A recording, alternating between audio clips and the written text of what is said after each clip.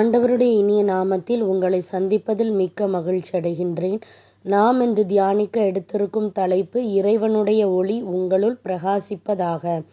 தியான வசனம் எசாயா அதிகாரம் 60 வசனம் 3. பிற இனத்தார் உன் ஒளி நோக்கி வருவர், மன்னர் உன் உதய கதிர் நோக்கி நடை போடுவர். இந்த வசனத்தின் மூலமாக கடவுள் நமக்கு உணர்த்துவதை சிந்திப்போமா? கிறிஸ்துவுக்குள் பிரியமானவர்களே, இந்த வேத வசனத்தில் உன் வெளிச்சத்தினிடத்துக்கு மற்றும் உதிக்கின்ற உன் ஒளியினிடத்துக்கு என்ற பதங்கள் முக்கியமானவை.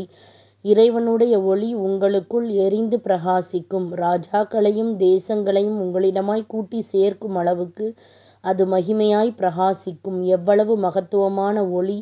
ஒருவேளை நீங்கள் புதிதாக ஒரு மொபைல் செயலியை இன்று உருவாக்கி இருக்கலாம், அல்லது புதிய சேவையை அல்லது புதிதாக ஏதாவது ஒன்றை தொடங்கும்படி திட்டமிட்டிருக்கலாம். அனைவருடைய கவனமும் அதன் மேல் திரும்பும் அளவுக்கு அதை சிறப்பானதாக மாற்றுவதற்கு இறைவனால் முடியும்.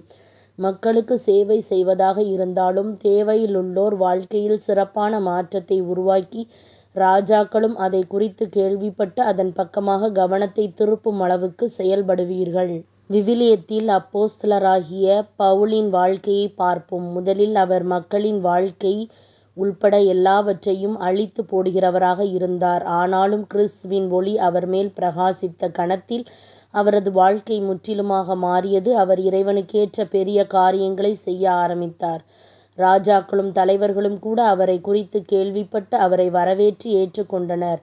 அந்த அளவுக்கு அப்போஸ்தலராகிய பவுல் அவர் அனைவருடைய வாழ்விலும் நல்ல மாற்றங்களை ஏற்படுத்தினார்.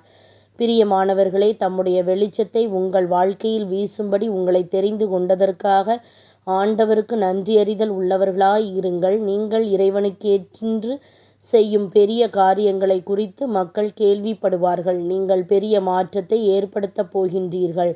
ராஜாக்களும் திரளான மக்களும் உங்கள் ஒளியினிடமாய் திருப்பப்படுவார்கள். நீங்கள் பெரிய மாற்றத்தை ஏற்படுத்தப் போகின்றீர்கள். இறைவனுடைய ஒளி உங்களுக்குள் எரிந்து பிரகாசிக்கும். ராஜாக்களையும் தேசங்களையும் உங்களிடமாய் கூட்டி சேர்க்கும் அளவுக்கும் அது மகிமையாய் பிரகாசிக்கும். நீங்கள் இறைவனுக்கென்று செய்யும் பெரிய காரியங்களை குறித்து மக்கள் கேள்விப்படுவார்கள்.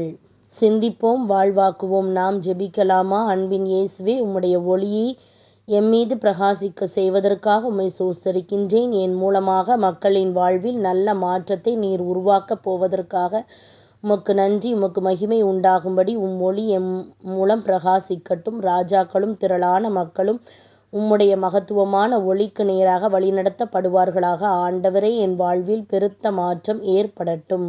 என் வாழ்விலுள்ள எல்லா தடைகளும் கவனத்தை சிதறச் செய்யும் காரியங்களும் இயேசுவின் நாமத்தில் ஒன்றுமில்லாமல் போகட்டும். உம்முடைய மகிமைக்கென்று எழும்பி பிரகாசிக்க எனக்கு உதவி செய்வீராக. இயேசுவின் நாமத்தில் ஜெபிக்கின்றேன் நல்ல பிதாவே, ஆமேன். இந்த நாள் பிரகாசமான நாளாய் அமைவதாக. Praise the Lord.